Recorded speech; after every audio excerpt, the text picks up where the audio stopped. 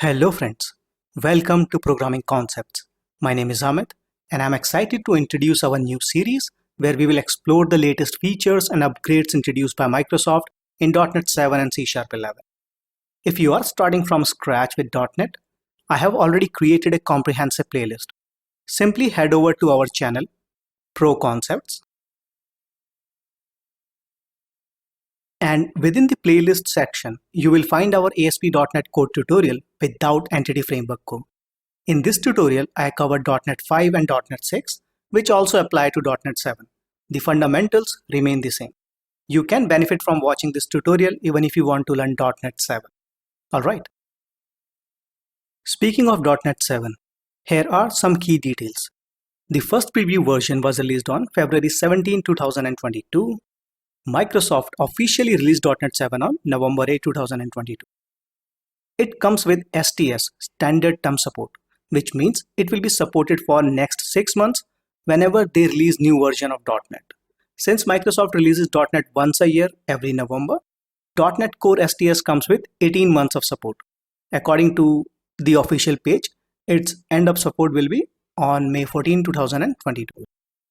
In contrast, .NET 6 was released on November 8, 2021 with LTS, long-term support, which implies it will be supported for approximately 3 years. Therefore, your existing .NET 6 application will be supported until November 12, 2024, according to Microsoft's official page. Don't get confused with LTS and STS.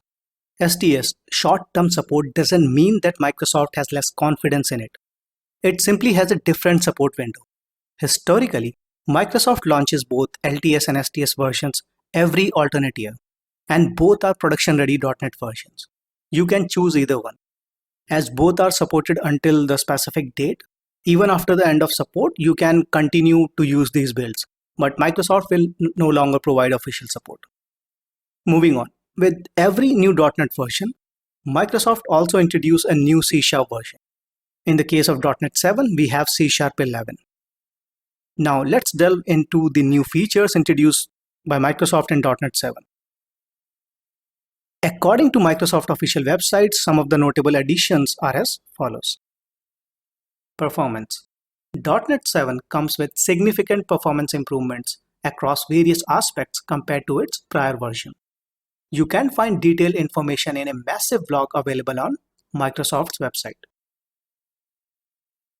covering around 250 PDF pages. This includes improvements in areas such as JIT, garbage collection, mono, and reflection. Going forward, we will explore scenarios using the benchmark.NET NuGet package to compare performance. Don't worry if you are unfamiliar with this package. It's straightforward to use and will only take a few minutes to get started. Next, system.text.json serialization.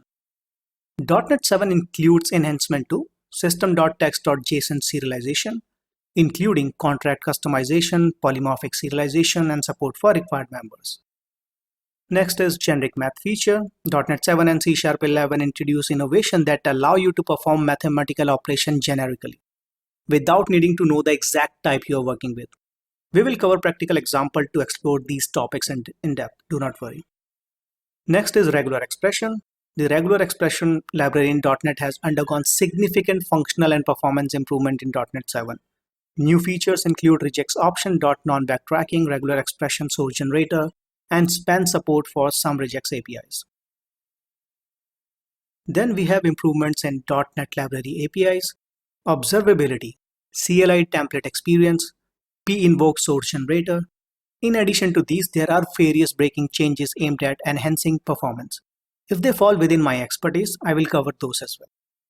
Now, let's shift our focus to the new features in C# 11.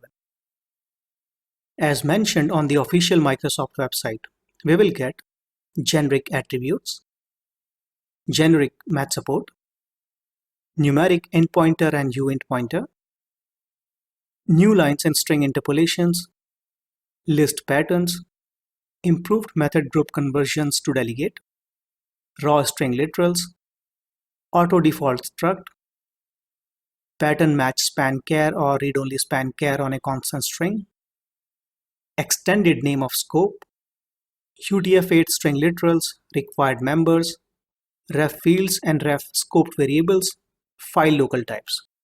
Please note that there are also some breaking changes associated with these features. That's wrap up this video. We hope you have enjoyed our content. In the upcoming videos, we will cover one change or upgrades per video.